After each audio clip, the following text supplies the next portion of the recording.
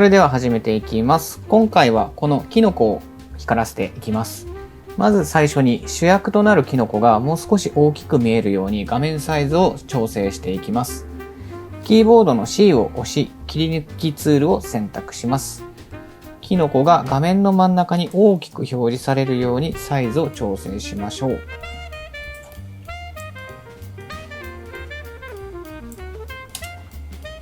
はい、これで OK ですね。次に画像からキノコだけを切り取っていきます。切り取りにはペンツールを使用していきます。キーボードの P を押し、ペンツールを選択してください。では、このペンツールを使用して、キノコの線に沿ってパスを引いていきます。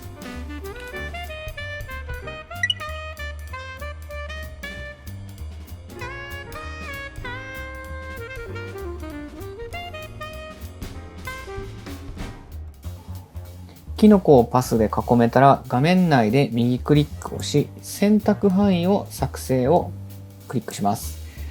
選択範囲を作成のところが出てくるので、境界 0.5 ピクセルにして OK をクリックします。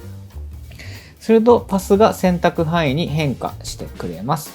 この状態でキーボードのコントロールキーを押しながら J を押してください。そうすると選択した部分だけ新しいレイヤーとして複製され、キノコだけが切り取れます。このレイヤーの名前はキノコという名前にしておきます。動かすとこんな感じですね。次にキノコ以外の背景を暗くします。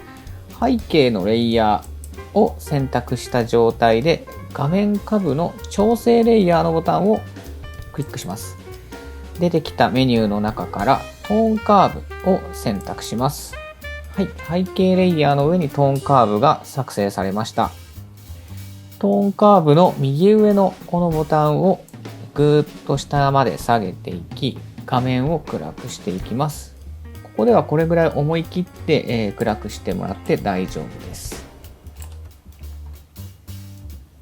ちょっと下げます。さらに最後に、直線の真ん中、この辺ですね、この辺りをクッと下に下げることで、ちょっとコントラストを強めることができます。次にキノコを光らせていきます。キノコのレイヤーを選択した状態で、画面下部の調整レイヤーのボタンをクリックします。その中からレベル補正を選択します。キノコのレイヤーの上にレベル補正が追加されました。レベル補正のパネルのこちらの右上のボタンですね。これをぐっと左に寄せていきます。そうすると左に行けば行くほどキノコが光っていくのがわかるかと思います。今回はこのくらいに調整しておきます。ただし、この状態ですと、せっかく暗くした背景まで明るくなってしまっていますので、キノコだけにレベル補正をかけれるようにしていきます。レベル補正のレイヤーの上で右クリックを押します。出てきたメニューの中からクリッピングマスクを作成をします。すると、レベル補正のレイヤーの下に下向きの矢印が追加されて、キノコだけにレベル補正がかかる状態になりました。次に背景に光を足していきます。現時点では画面全体が暗くなってしまっていますが、本来であれば光っているキノコの近くは背景も明るくなっているはずです。その効果を作っていきます。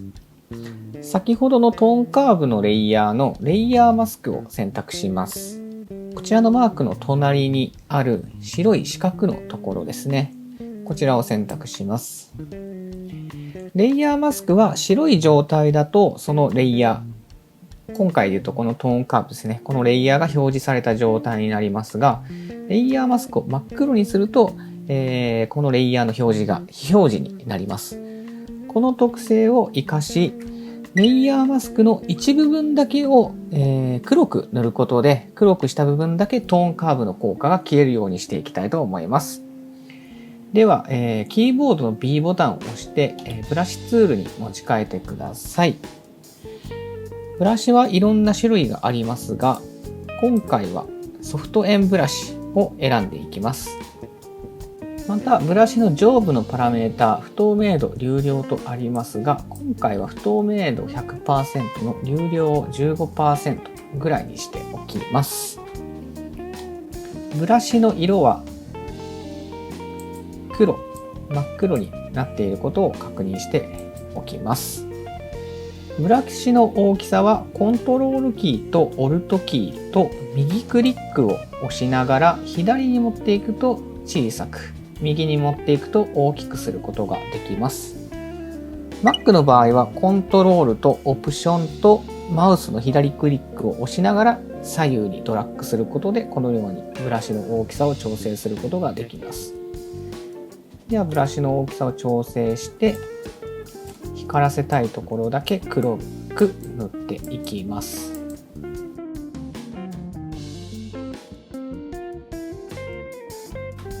はい、こんな感じで背景を一部だけ明るくしました。ビフォーアフターを比べると、これだけでだいぶクオリティが上がったのがわかるかと思います。では次にキノコの光をさらにリアルに表現していきます。画面下部の新規レイヤーをクリックします。そして、出来上がった新しいレイヤーを一番上に持っていきます。このレイヤーの名前は光という名前に今回はしておきます。で、光のレイヤーが選択されていることを確認し、ブラシツールを持っていることを確認します。上部のパラメータの流量は今回も 15% 程度で大丈夫です。カーソルを画面内に持っていきまして、オルトキーを押しっぱなしにします。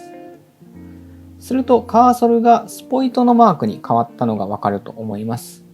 この状態で画面をクリックすると、クリックした部分の色を拾うことができます。この機能を利用してキノコのこの辺りですねの色を拾っていきます。ポイントとしては、白すぎず、ある程度色がついている色ぐらいを選択するのがおすすめです。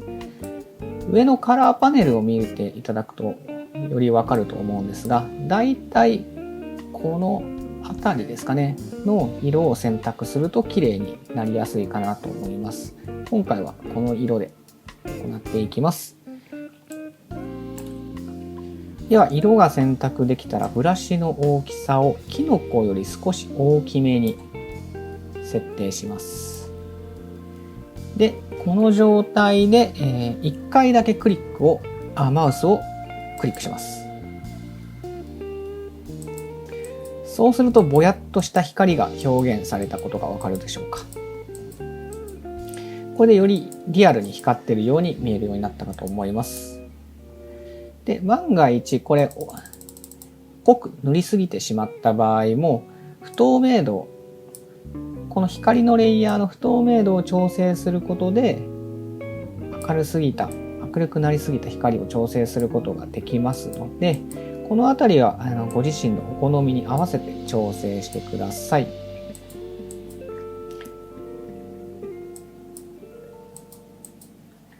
では今回はこのぐらいの明るさにしておきます。最後にこのキノコをより明るくし、光を強調していきます。新たに新規レイヤーをこちらから作成して、新規のレイヤーが一番上にあることを確認します。このレイヤーの名前はオーバーレイという名前に今回はしておきます。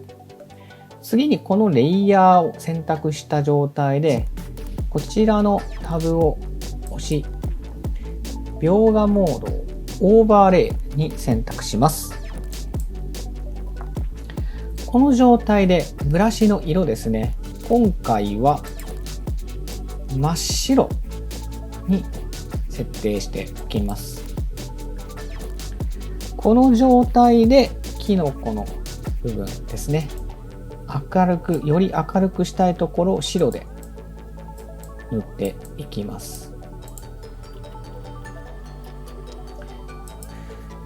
この効果を足すことで光が強調され、より幻想的なイメージになったかなと思います。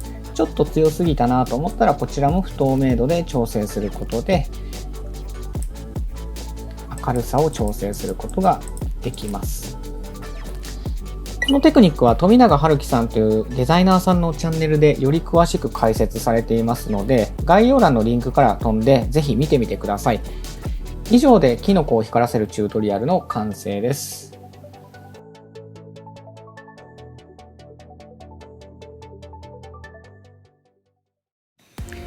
はい、いかがでしたでしょうか。物を光らせるという演出、結構ロマンがあっていいですよね。